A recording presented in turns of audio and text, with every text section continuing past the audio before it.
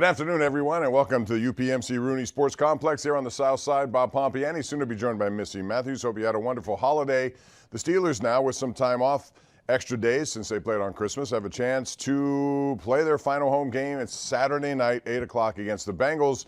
And there's still a lot on the line here in the AFC North. The Steelers still have the potential of winning the division if Baltimore should lose to Cleveland, even though the Browns are 18.5-point underdogs there. You never know. They beat them the first time. And as far as the Steelers are concerned, they got to take care of business. Cincinnati also has a lot to play for. Their very lives are on the line after a 30-24 overtime win against Denver over the weekend. A lot to get into. The Steelers have lost 3 in a row. They want to right the ship. The Bengals here on Saturday night. Mike Tomlin is getting set to address the media in advance of this big game. So let's go upstairs and join the coach. Good afternoon. Excited about getting started this week in preparation for the Bengals. Last Thursday we came in after Christmas Day's game and met and analyzed not only that performance versus Kansas City, but really looked at some trends in most recent performances, and specifically some things that we have been talking about in this setting. Things that have been building blocks for engineering victory for us, the turnover culture, our ability to safeguard the ball, our ability to get the ball, really in recent weeks has been compromised. And we looked at that and analyzed that in an effort to flip that trend. Certainly, we've done a nice job largely over the course of the season of taking care of the ball and on the other side of getting the ball. But I think our inability to do those things really kind of shape the most recent performances, particularly on Christmas Day, man. We turned that ball over going into the end zone. That's significant. We turned the ball over at the start of the second half on the short field, provided those guys a short field, and you just can't give offensive units and offensive players like Mahomes short fields. You can't take points off the board when you're in scoring position. Touchdown, a field goal, and obviously with the ridiculous consistency of Boz this year, when you're turning the ball over in the red zone, you're definitively taking points off the board. Coupled with that, because it's two sides to the coin, we haven't seized opportunities when the ball has been on the ground or tipped up in the air. Our punt team, I think for the second time in 2 or 3 weeks, has had a ball on the ground that we weren't able to recover. We had a ball tipped up in the air that we had an opportunity to catch that would have given us great field position around the 30-yard line. We didn't catch that, and boy, you just need those type of splash plays, particularly when you're in tight ball games versus good people. Oftentimes, it shapes the outcome of the game. I think back to the first time we played Cincinnati, we gave up a pick six early in the game, but we created a defensive score later in the game to offset that, and we won essentially by 1 score. And so if you're not taking care of it, you certainly better get it. And ideally, which is what we've done over the large part of the season, you want to be able to take care of it and get it. From a health standpoint, man, it looks like we're moving in the right direction, which is a good thing. Last game, we had some significant people coming back in Deshaun Elliott and George Pickens, to name a couple, Dante Jackson. This week, it looks like Joey Porter is scheduled to make it back along with Ben Skoranek. And so getting a healthy outfit, particularly as you get toward the end of this season and lean in on the single elimination tournament, is big business for us. We're excited about the issues of dividing the labor up and having really a full stable at our disposal in the effort to formulate plans and make plays. It's going to be needed, quite honestly, because Cincinnati is red hot. And so let's talk about them and talk about what they've done to kind of produce this 4-game win streak that they're on. First of all, defensively, they're taking the ball away. I think they've got 11 turnovers since the last time we played them. I think that's number 1 in the NFL in that span. But not only taking the ball away, it's just winning where it's happening. They were playing Dallas. They were in a 7-7 football game. They had an interception in the red zone. They took 7 points off the board for Dallas, which was significant. Cleveland goes down the field on the first series of the game. They get a turnover on the 1-yard line. I thought that was significant. Top of the second quarter, they were playing Tennessee. Tennessee was up 14-7. They were in field goal fringe. 91 came through and took the ball away from the quarterback, and not only did they not get a field goal, but obviously the Bengals got the ball, and I think that's just kind of reflective of how they've been playing. Denver had the ball at about 2 minutes left to go in regulation just the other day. They had a big interception from their linebacker and underneath coverage. And so not only are they getting turnovers, but they've been really opportunistic in terms of the when and where, the significant moments to preserve points in a timely place on the field from a field location perspective. And that's what good defenses do. They've done a lot to kind of generate those opportunities. I think they've been really aggressive in terms of secondary blitzers. Mike Hilton in battle in particular. They bring them in all downs, first down, second down. They really discourage and cut up your run game with some of the negativity that they're able to create with some of that pressure. You get behind the sticks. You're in a bad circumstances with these guys. 91 leads the league in sacks with 14, and so if you get in a one-dimensional passing situation and you're behind the sticks, chances are he's got an opportunity to wreck things, and he's done that really consistently. I think he closed the Cleveland game out with a sack late in a one-dimensional moment, for example, since the last time we played him. And so those are some of the things that are going on defense that really have our attention. Really on the offensive side for the Bengals, man, it's more of the same. Joe is putting up MVP-like numbers. I think he's thrown 3 touchdowns minimum in every ball game since the last time we've seen him. He's spreading the ball around to a variety of eligibles. Certainly Chase is getting it and T. Higgins is getting it, but everyone's getting it. Last week the tight end I think had 12 targets, but he threw for 400 yards. And so when you're putting up those type of numbers, everybody has an opportunity to be significant. We got to do a real good job of playing as a collective. That's what's required when you play a group that's as hot as this group is, and a player that's as talented and hot as Joe is. It's not about individual playmaking. It's about collective playmaking. It's about rushing coverage. It's about mixing things up. He has great continuity in terms of the people that he works with, not only his eligibles, but from a staff perspective. When you play a guy like that that's on top of his game, that understands where people are, that understands what's asked of him, that understands his schematics inside and out, you better also focus on yours and what you do well, and things that you know and understand and can execute under duress. And so, that'll be our mentality. It'll be 60 minutes of playmaking. Just like last time, man, he made some plays. We made some plays. We better make more if we want this game to unfold in the manner in which we desire. Certainly they're a motivated group trying to play their way into this tournament, but certainly we're a motivated group, to be quite honest with you.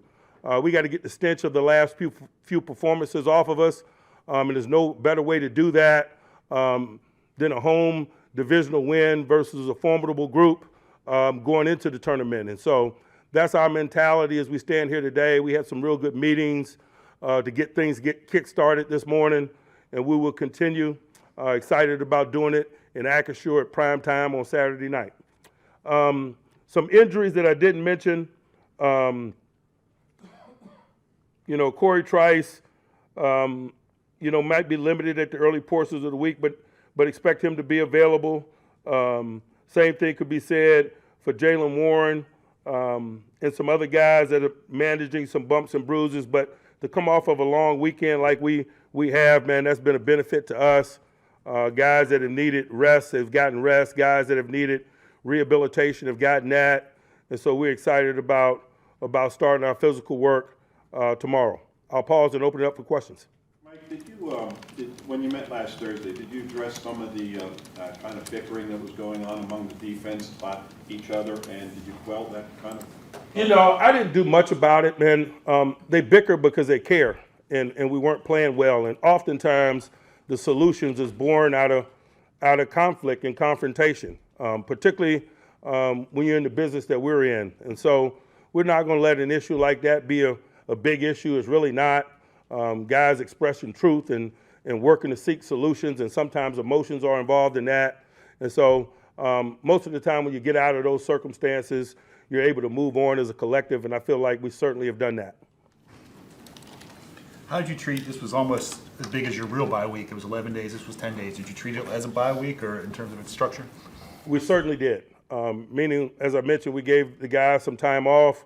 Those that had an opportunity to get some rehabilitation got it, and it gave us as a staff an opportunity to reflect on some schematics and how we're dividing the labor up to make sure that we're, extracting all the meat off the bone in those regards. How do you assess the mentality or just the mental state of where your team is right now going into this last regular season game? I feel really good about what I felt from them today. We were very transparent about what needs to be done and our course of action in an effort to create it. But again, I think we show mentality with our urgency and how we work, and so I'm excited about getting back on the grass tomorrow and starting the process. But some bright eyes, man, some rested faces. Felt real good about what we were able to get done in a classroom-like setting this morning. Mike, what's your method of motivation and connecting with players when you go through a tough stretch as you've just gone through, knowing that the tournament is coming up? Really, for me, it's no different. I'll utilize whatever tools at my disposal in an effort to get their attention. And more than anything, I'm really transparent. But I'm the same way under good circumstances. And I think that's important as a leader. There's a lot of emotions in this game, man. Those that get an opportunity to play it, my job as a leader is to be what they need me to be. And so from time to time, that could be a myriad of things. But largely, I motivate through information. I'm one that believes you give a capable man valuable information, he does the rest. And that's the spirit in which I coach. Mike, Sean Elliott after the game talked about how there were mistakes that were happening in Week 17. They think those are Weeks 1 and 2 mistakes. And as far as coverage breakdowns and mistakes leaving guys open, when those things are happening at this late in the season, are personnel switches, changing how you use guys, something that you guys are considering right now, and what might some of those? Oftentimes, those lapses that you mentioned are occurring because of personnel switches.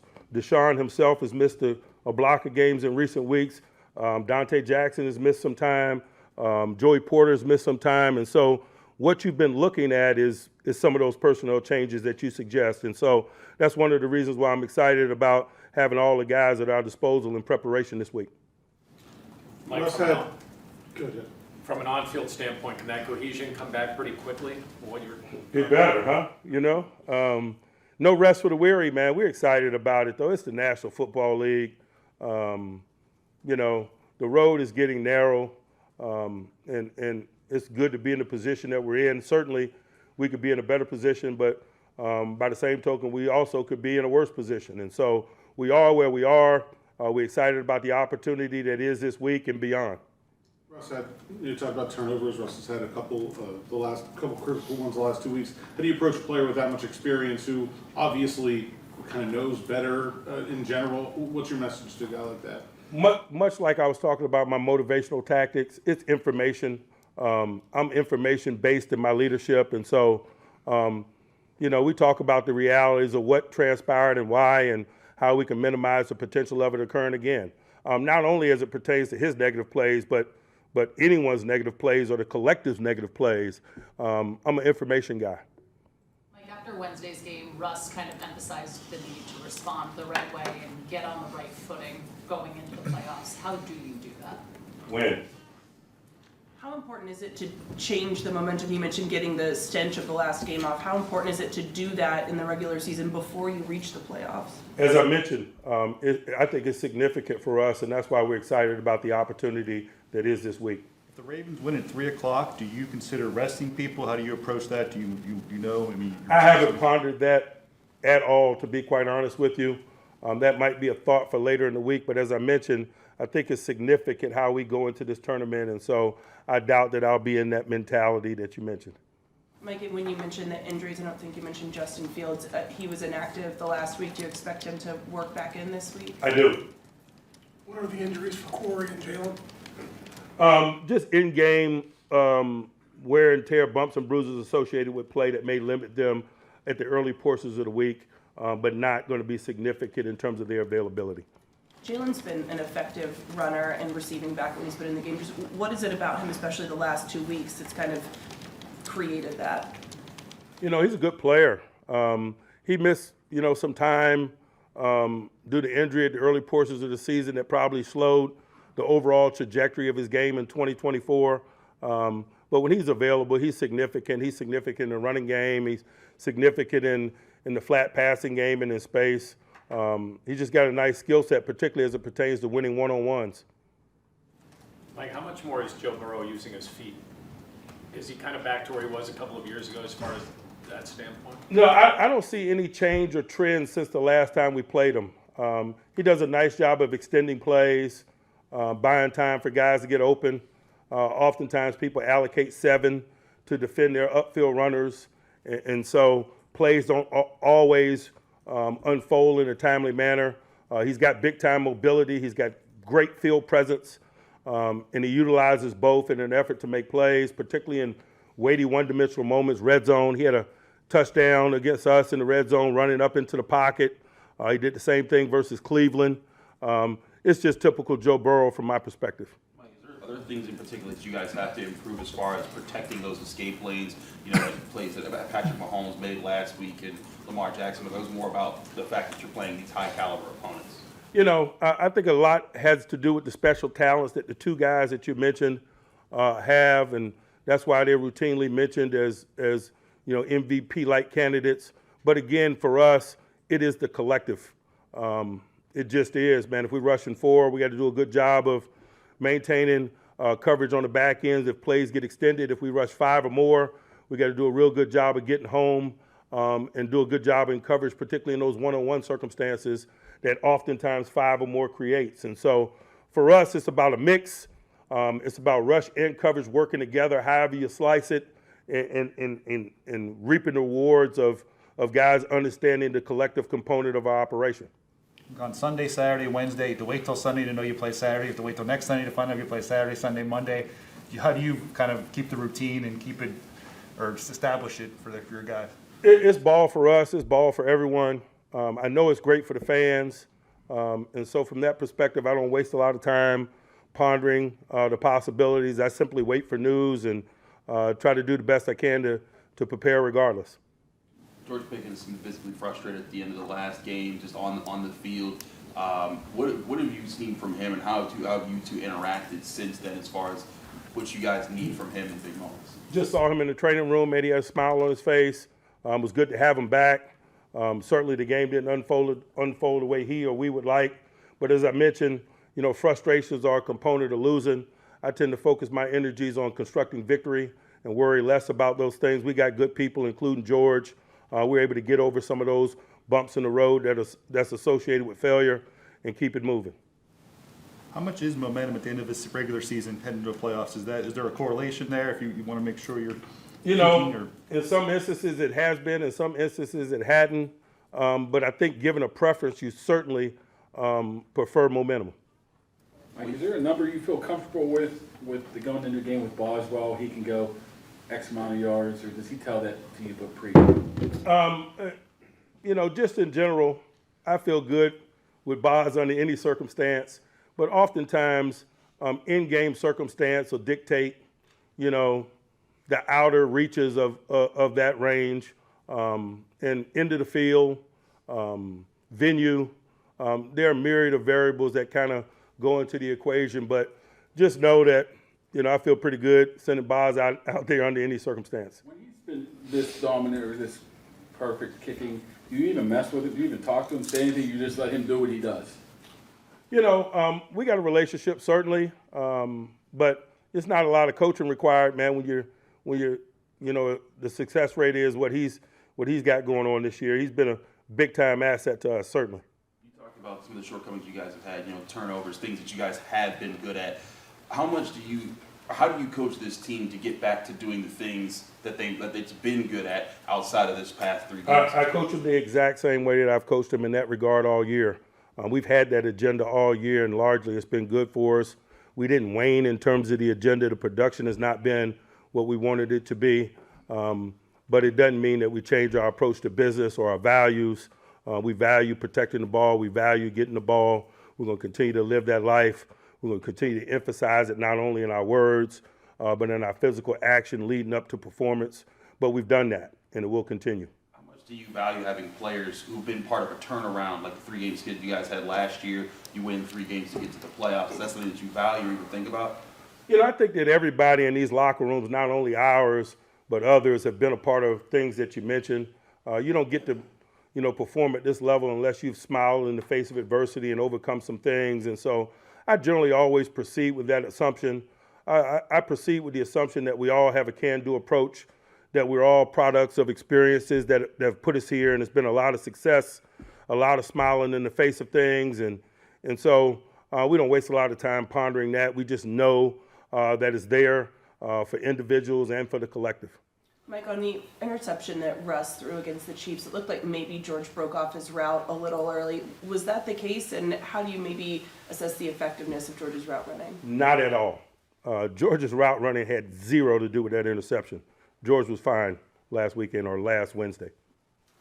Like you have 3 young offensive linemen that are at or are going to cross the most ball they've played in the season. How do you assess how those guys are kind of holding up to the toll of the course of the year? Man, I've been really pleased with their performance and their ability to, grow in the midst of accumulation of a lot of snaps. But they bring a unique background.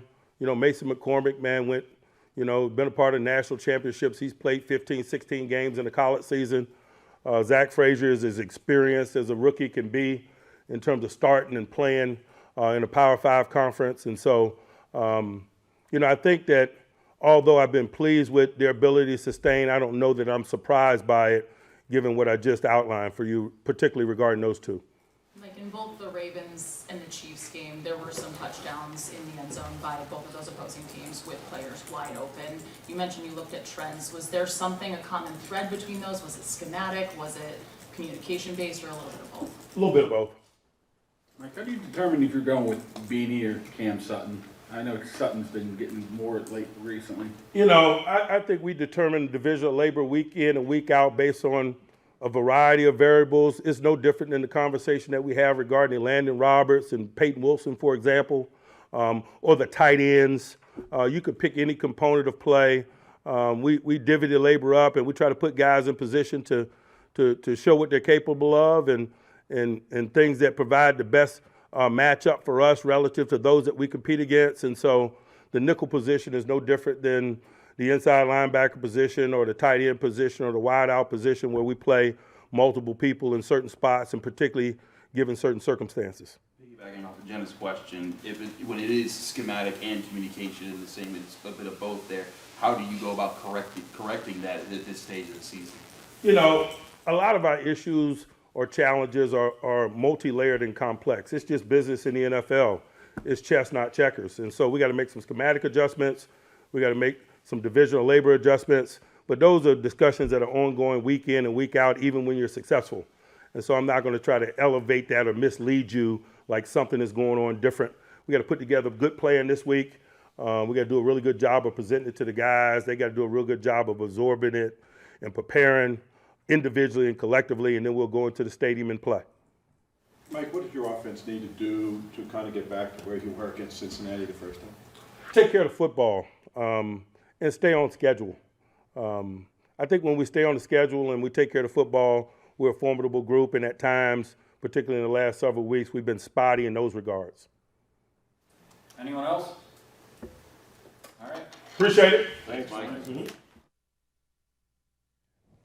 That's head coach Mike Tomlin, joined now by Missy Matthews. And the good part of what he had to say is, number one, they're going to be healthy heading into this. And I think the extra time off certainly should help them, given what was going on. It's almost like a true bye week, a second bye week. So perhaps that's something good that they could take advantage of heading into this game. Yeah, and especially because you know what's right around the corner of the playoffs. You don't know when that will be, where it will be, what seed you will be. A lot of things have to play out, not just Saturday inside Acrisure Stadium, the Browns and the Ravens game prior, and then also a lot of things on Sunday will determine it. So a lot to wait and see. But the thing is, you've already punched your ticket. There's one other game after this game with the Bengals, but they sure as heck have proved that they're fighting and doing everything they can, even though they need help to punch their ticket to the postseason. And in many many respects, Missy, they're almost like the Steelers of several years where they've had to battle in the last game of the season, knowing you got to win, knowing you need help. So they're probably very dangerous from that point of view because they won't find out until Sunday their fate. If they should win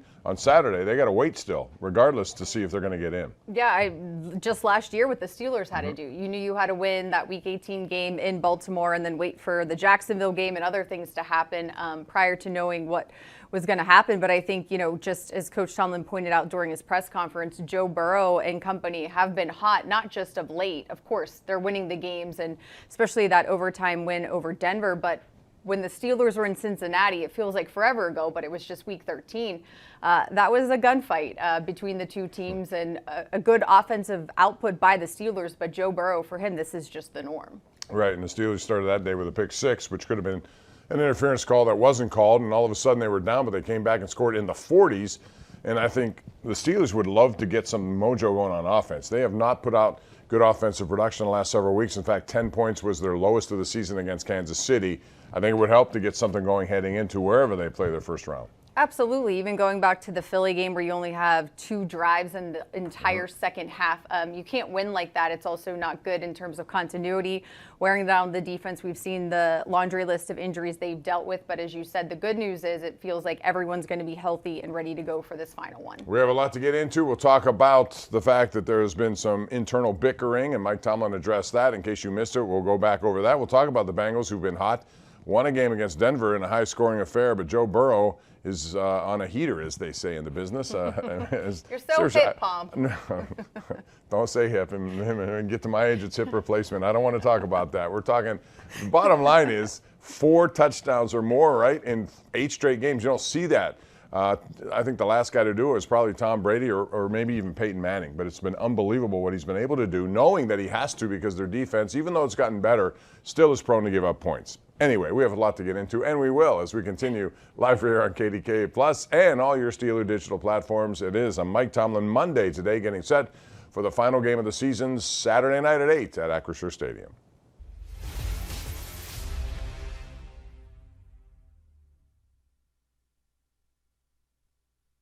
Want to get gear direct from the team? Shop all things black and gold at the official Steelers Pro Shop located at Acrisure Stadium.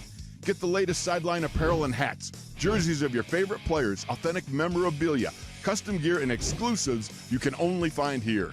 Don't forget, you aren't game day ready without a terrible towel. The Steelers Pro Shop has everything you need to be part of the legendary Steelers Nation. Come experience the Acrisure Stadium shopping environment or shop online at shop.steelers.com. The concept, were you counting on George to go vertical and carry that safety, or can you explain that for us? Yeah, I think, he's going to go vertical, but, at the end of the day, it can't happen, on me. I was trying to give Pat a chance. He's hadn't done such a good job for us down the red zone, and they made a good play. Russ, what does this offense need to do to get going? I think that, first of all, we just have to play cleaner. That's going to be the first part. I think the second part is we're going to have to study the film and see where we're doing things really well. There's some moments. I mean, we scored a touchdown, got called back, just those things that happen, in key situations, and then I think at the end of the day, there's going to be adversity in every season, and it comes in different spaces and places and different times, and I'm betting on our guys and who we are and how we're going to respond. I really believe in who we are. The character of guys, the mentality that we have. It's been a tough road, obviously, the past 3 weeks, and we haven't been able to overcome some of the challenges along the way. And that's going to be. We got to make that a good thing for us. At the end of the day, when you look back at it all, and hope when we get the chance to play in the playoffs, it becomes 0-0. You know what I mean? That's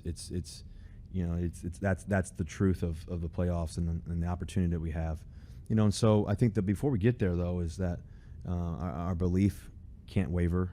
Matter of fact, if anything, we got to turn it up even more on our belief, and I think that's a key part to how we respond in the midst of adversity. Hi, folks. Welcome to the Pittsburgh Steelers Hall of Honor Museum. Now this is the best era. I couldn't agree more. Those teams were unstoppable. the teams were really good in the 90s. Come on, you couldn't catch those teams of the 2000s. Literally. The 70s were the best. No way, the 2000s. Whoa, stop fighting. I think every era was pretty sweet. You said it, kid. Hope you guys enjoy yourselves. Wait, you're T?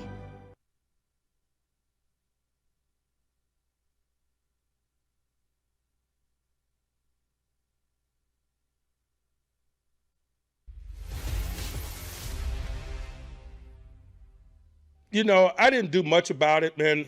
They bicker because they care, and we weren't playing well. And oftentimes, the solutions is born out of conflict and confrontation, particularly when you're in the business that we're in. And so we're not going to let an issue like that be a big issue. It's really not. Guys expressing truth and working to seek solutions, and sometimes emotions are involved in that. And so most of the time when you get out of those circumstances, you're able to move on as a collective, and I feel like we certainly have done that.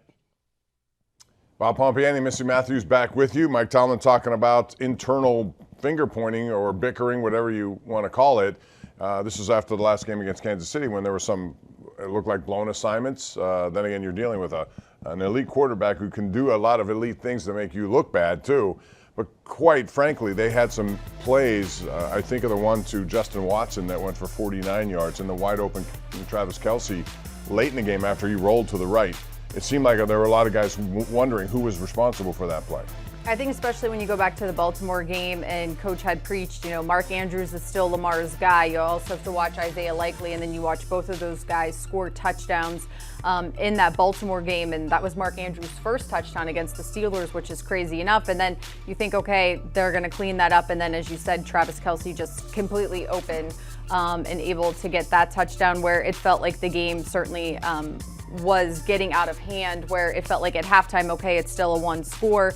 Things can go right, but as you see there, some of the guys putting their hands up on this one to Watson as well. So something that definitely needs cleaned up. I think, you know, Deshaun Elliott was the most vocal and blunt following the game on Christmas Day, and the thing that I really took away from it was that the problems that he felt like the defense was having are problems that you have weeks 1 and 2, not weeks 15, 16, and 17. So hopefully with the long break, which is something they usually have a good track record of doing coming out of a normal bye week, not that this was a bye week, but the extended days off to be able to clean things up and head into the postseason on the right direction. Right. You can see Mahomes doing his magic here in a variety of ways.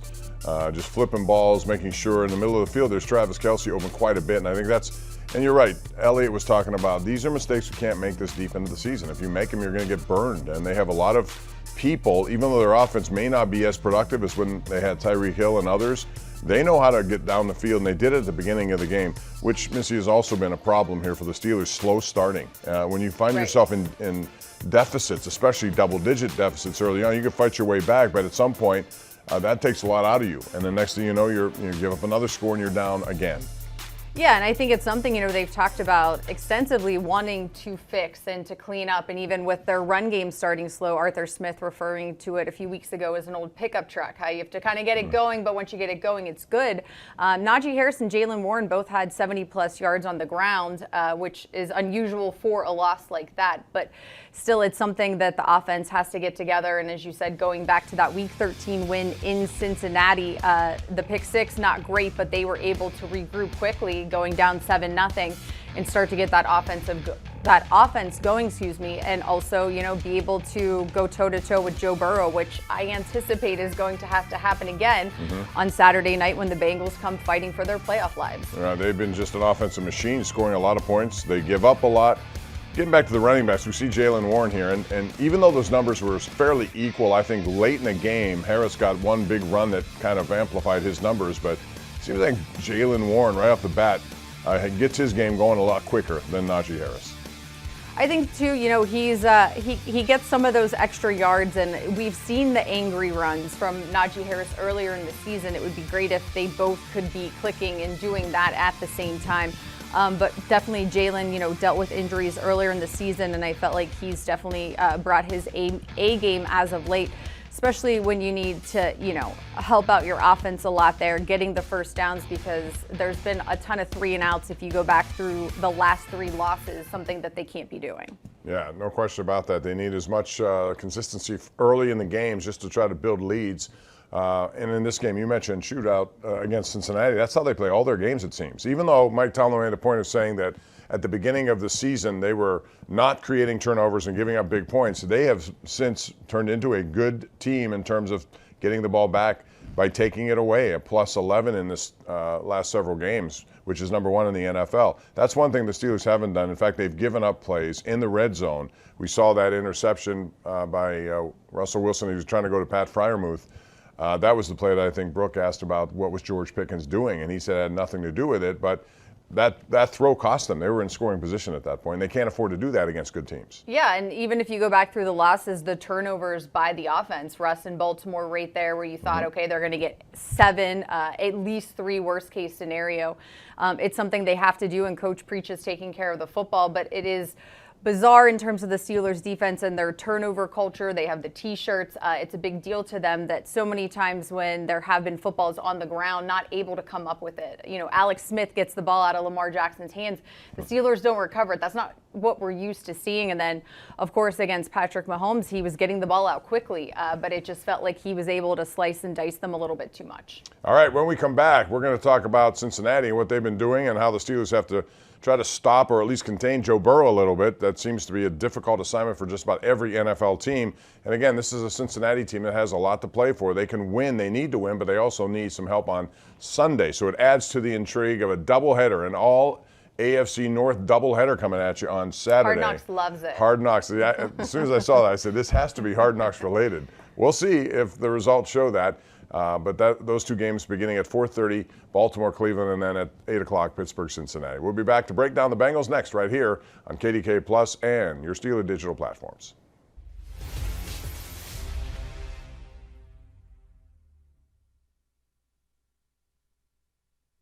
Hi, folks. Welcome to the Pittsburgh Steelers Hall of Honor Museum.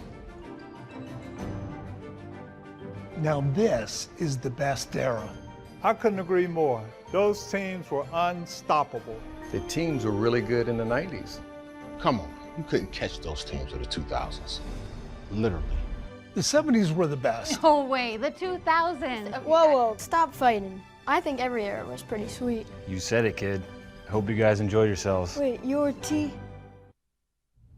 Is that the same answer you look at as far as trying to get more pressure on the quarterback? Yep.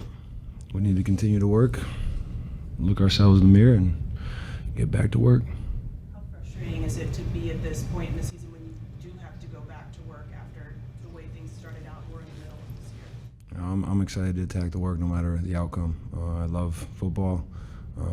I love the process, and I know there's a lot of guys in the locker room that do also, so we just need to get back to work. DJ, what makes Mahomes so difficult to defend and try to get to the plays he makes? Yeah, I mean, it's no secret that he's a hell of a player. He has great weapons. They have a good scheme. You can't afford to spot them points and allow them to scramble around the pocket and have time, and we didn't have any success on any of the things I just said. Jay, how strong is the belief in that room still, in that defense? I mean, obviously you guys did it for 13, 14 games. Yeah, we just have to go back to work and go from there. Mike said that you guys have regressed in terms of turnover culture, that you're just not getting the turnovers you had earlier. Why is that? What's kind of behind that slump? I'm not sure. I'll have to watch the film and go from there, but it's too fresh right now that I don't know everything that transpired as far as the turnover culture. Obviously, we didn't get the ball today, so it's not good enough. TJ, is there anything in particular that you see that needs to be corrected in order to get things back on track? We just need to get back to work, honestly. Just need to continue to work, and everybody dealt with the short week and 3 games in 11 days, so that's no excuse there. We just need to continue to find ways to get better, and as the season goes on, the margins are smaller, and we just need to continue to work and go from there. Want to get gear direct from the team? Shop all things black and gold at the official Steelers Pro Shop located at Acrisure Stadium.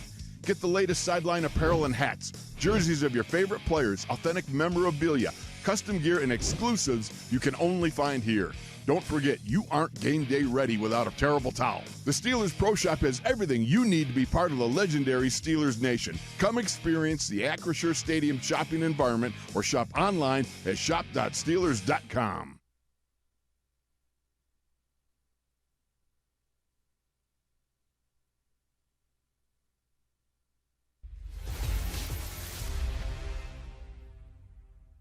Joe is putting up MVP-like numbers. I think he's thrown 3 touchdowns minimum in every ball game since the last time we've seen him. He's spreading the ball around to a variety of eligibles. Certainly Chase is getting it and T. Higgins is getting it, but everyone's getting it. Shoot, last week the tight end I think had 12 targets, but he threw for 400 yards. And so when you're putting up those type of numbers, everybody has an opportunity to be significant. We got to do a real good job of playing as a collective. All right, welcome back as we continue. Mike Tomlin glowingly talking about Joe Burrow. Why not? You don't often see a guy equated as an MVP candidate when your team is 7-8. But if they should get through this and somehow get in, I think you could certainly make a case based on what he's been able to do. And he knows he has to do it. They know he has to do it because their defense has given up so many points, especially early in this game, and he's spreading the ball all over the place. You see T. Higgins, what a game he had, Missy. He had 12 targets. So did Mike Gesicki, 12 targets. Everyone gets targeted. It's target day in Cincinnati. Well, I think, too, you knew the Patrick Surtain and Jamar Chase matchup was going to be highlighted, and clearly they were going to do whatever they could to limit what Jamar Chase was able to do. Credit to T. Higgins. He was questionable going into that game, able to have a huge game. And for the Bengals for fighting back. This was a game that Denver knew they had to win. They clinched a playoff spot. The Bengals are immediately eliminated. Of course, it was in Cincinnati, but the overtime was crazy. I didn't get to watch that part on TV. I was listening on the radio in the car, and even, my son and I were just kind of like very intensely into it just because of the back and forth and what it meant to them. But not surprised that Joe Burrow was able to will their way back to get that win and to keep them alive. They obviously have to beat Pittsburgh for Week 18, but they also need Denver and Miami to lose. Those two teams still have things to play for. They have not been eliminated. Indy losing yesterday helped them, obviously, against the Giants. But it will be interesting to see how this all shakes out. I just feel like the AFC is the hot conference this year where crazy things are happening. I mean, the Steelers can go from winning the North potentially and being the 3 seed or being the 5th or 6th. So there's a lot on the line for a lot of teams, and this is what the NFL loves. This is why there's always the division games towards the end of the season. Yeah, you see T. Higgins, he's going to cash in a lot of money. Both he and Jamar Chase are looking for big dollars, and that could present a problem for Cincinnati moving forward. But boy, Higgins is 10 touchdown receptions this year. His game has come to life, and I'm sure it helps him that Jamar Chase is on the other side. But what helps all of these other guys is that those two guys are so good. You have to put all your attention there. Mike Gesicki has somehow emerged as a big weapon for him. Good tight end, no question. But, man, he's getting a lot of opportunity because of what we see on the outside. Yeah, and I think Chase Brown has really come alive for them as well. I know he was injured in the game. We'll have to wait throughout the week to see what his status is for the game here in Pittsburgh on Saturday night. But as Coach said, MVP-like numbers for Joe Burrow, 42 touchdowns, over 4,000 yards, and playing on a team that at a few points it felt like their season was going to end poorly for them, and they're still alive.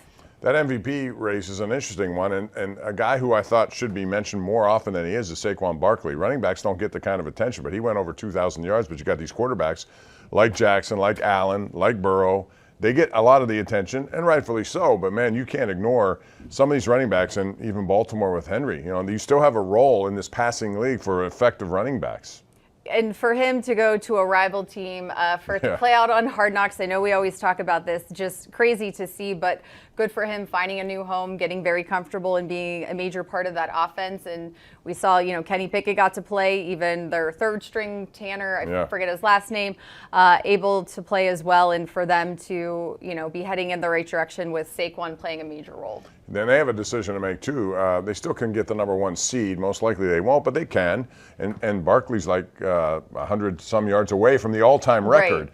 The last thing you want if you're them is to have him play and get injured in that game and not available. So those are all interesting coaching decisions.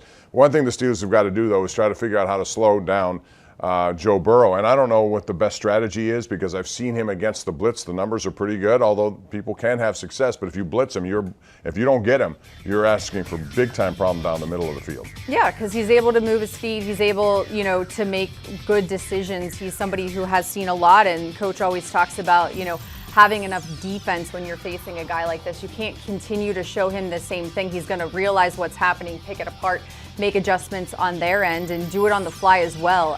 So will be interesting to see how this matchup differs from when they met, 5 weeks ago. But regardless, I think the gunfight is probably the best analogy in terms of both teams going to have to keep going toe for toe. And as you had mentioned earlier in the last segment, the Steelers not starting off slow. That is not going to help you in terms of trying to win this game. All right, when we come back, we'll continue our discussion about the Bengals and the Steelers playing 8 o'clock on Saturday. And I was a little surprised by that, but then when you factor in the hard knocks component of it, I think it's exactly what they want. Plus it gives, and I'm only speaking from, I know all the staff here does a great job. It takes time to edit all this stuff and to get it all down. To me, the extra day, if they had played on Sunday, it would have been tougher to get it done by Tuesday, but that's just me. Or a 4 o'clock game Or would 4 have been o'clock. nice too. Right, exactly. Well, Just saying.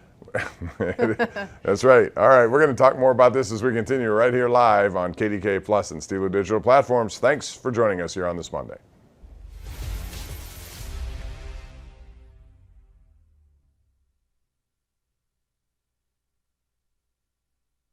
Hi, folks. Welcome to the Pittsburgh Steelers Hall of Honor Museum. Now this is the best era. I couldn't agree more. Those teams were unstoppable. The teams were really good in the 90s. Come on, you couldn't catch those teams of the 2000s. Literally. The 70s were the best. No way, the 2000s. Whoa, stop fighting. I think every era was pretty sweet. You said it, kid. Hope you guys enjoyed yourselves. Wait, you're T? When to get guys open, it seemed like there were just some breakdowns here and there. Travis Kelce, getting open in the middle part of the field. We just got to be more detailed in our assignments, but just like I said, there's nothing to say. We know how we play. We got to own it. All we can do is work. Is there a sense that there's consistent themes over the past 3 weeks with the skid that you guys are on? Yeah, just I don't know. Just like I said, we just got to put our head down and work. But it's definitely frustrating putting out a performance like this week, back-to-back weeks. And so we just got to look in the mirror and own it. And we got to realize that we only have 2 guaranteed games left. And whatever we got to do, we got to put our head down and work. Alex, were you doing the RPO and what made that difficult? They were just adjusting to some of the coverages that we had and some of the blitzes that we were doing. So, but we just, like I said, some things we just weren't detailed enough with. So. Sorry if you were asked about no sacks, no takeaways. How difficult is that with the way you guys like to play with your formula? How hard is it to win a game like that? Yeah, it's very hard, and especially, in the formula to beat those guys, it's getting turnovers against them. And we didn't do it. We had balls on the ground just like last week, and we didn't get on them. And they had 2 turnovers, so that's definitely, a big difference in the game. Alex, coming in this 3-game stretch, a lot of people were saying you've learned a lot about this team. What do you feel like you guys learned about, how much more you need to improve, over the last 3 games? That's a lot. It's just got to be a want to. You know what I mean? Like, there's not enough of that right now. There's got to be a want to, and it's that time of the year where, just like I said, we got 2 guaranteed games left. Like, we're gonna find out. We need to find out who wants this. You know what I mean? And so, everybody in this room got to want it. And that's the only way we're gonna move on. We're gonna get better. And so, as I said, we just got to put down our head and work, but we got to want it. Want to get gear direct from the team? Shop all things black and gold at the official Steelers Pro Shop located at Acrisure Stadium. Get the latest sideline apparel and hats, jerseys of your favorite players, authentic memorabilia, custom gear, and exclusives you can only find here. Don't forget, you aren't game day ready without a terrible towel. The Steelers Pro Shop has everything you need to be part of the legendary Steelers Nation. Come experience the Acrisure Stadium shopping environment or shop online at shop.steelers.com.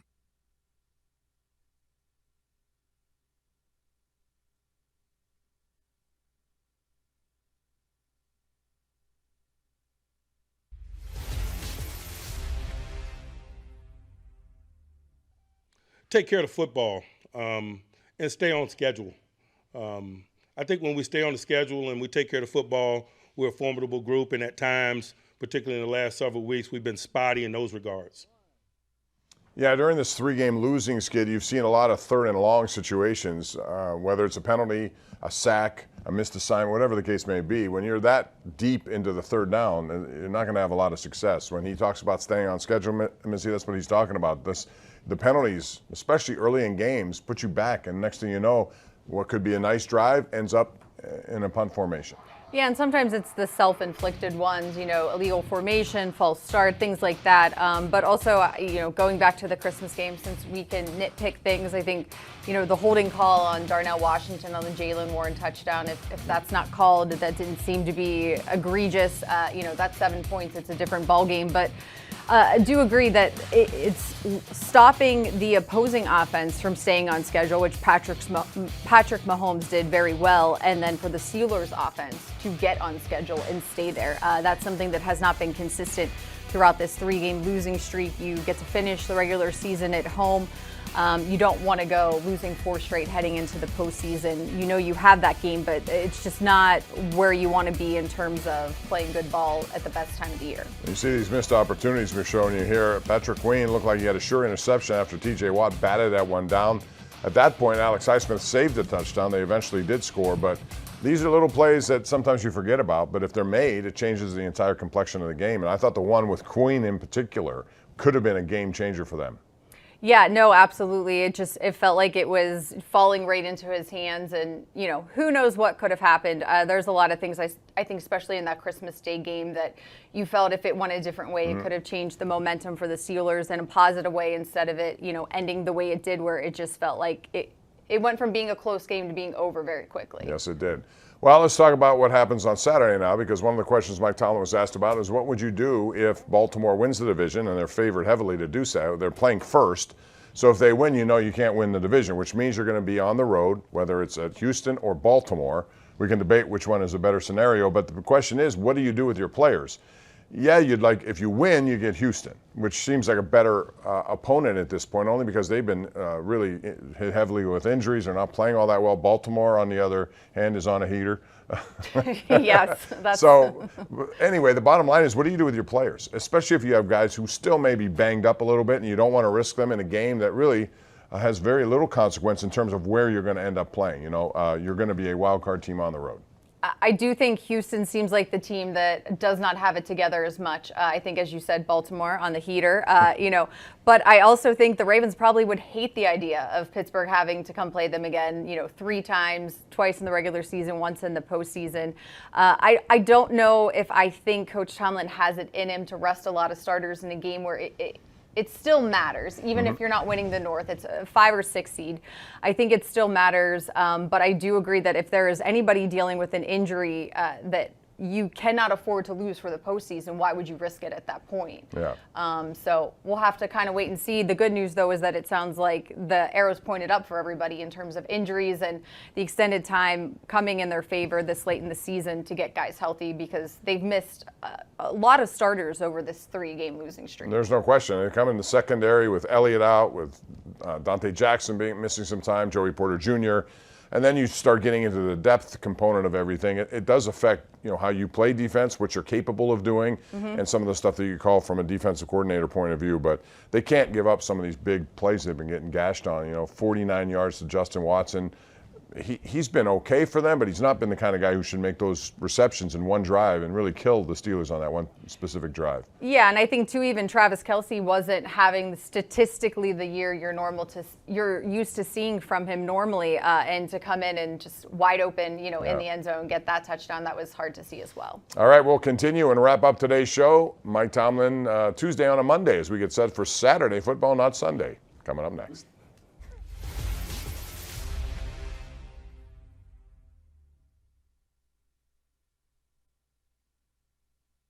Hi, folks. Welcome to the Pittsburgh Steelers Hall of Honor Museum. Now this is the best era. I couldn't agree more. Those teams were unstoppable. The teams were really good in the 90s. Come on, you couldn't catch those teams of the 2000s.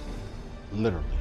The 70s were the best. No way, the 2000s. Whoa, stop fighting. I think every era was pretty sweet. You said it, kid. Hope you guys enjoyed yourselves. Wait, you're T?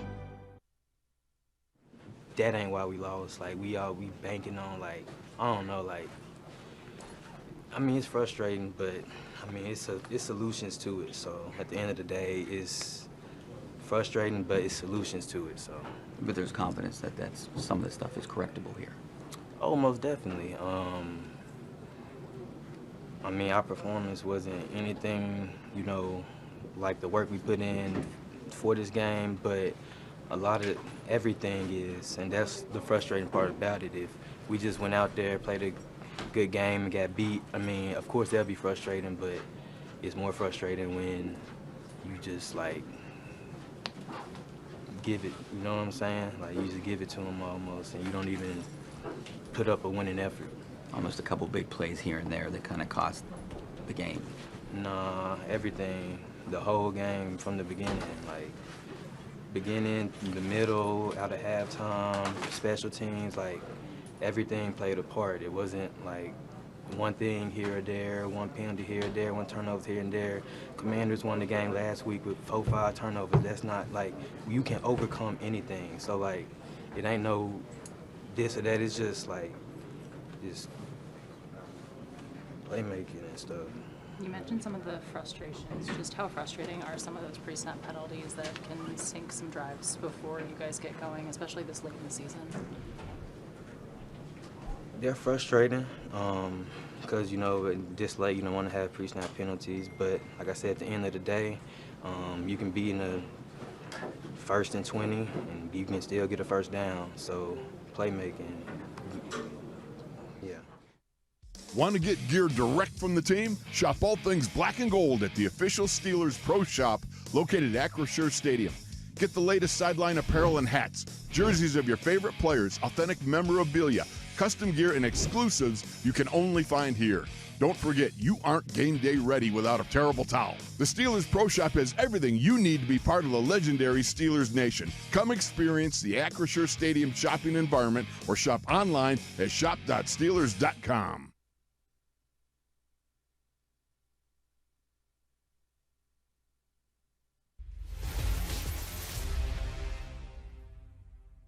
From a health standpoint, man, it looks like we're moving in the right direction, which is a good thing.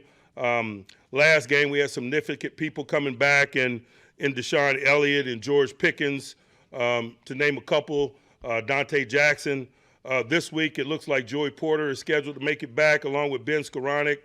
And so getting a healthy outfit, particularly as you get toward the end of this season and lean in on the single elimination tournament, is big business for us. We're excited. All right, Pomp, in terms of other health news, Justin Fields looks like he'll be good to go. He was the third emergency quarterback against the Chiefs on Christmas Day. And then 2 in-game injuries, Coach Tomlin said, may limit some guys this week, which I guess would be Tuesday now that it's a Saturday game. Corey Trice Jr. and also Jalen Warren. So we'll have to keep an eye on those. But again, it seems like it's heading in the right direction, as he said, and that's what you want to see at this point. Certainly would help. And Cincinnati, on the other hand, has some key players who won't play in this game. Logan Wilson's been very good for them on the inside. And then you have Sam Hubbard, who complements Trey Hendrickson so well. Hendrickson has 14 sacks. That leads the NFL, and that's how good he's been. So we have a lot to discuss. We'll do it all week on KDK, and Missy will have it here on Steelers.com. We have a pregame show Saturday at 11:30 a.m. It's the BetMGM Steelers kickoff. That's going to run it up for us. Thanks for joining us today, and we'll see you on Saturday night at Acrisure Stadium. For Missy Matthews, I'm Bob Pompiani. Have a good week.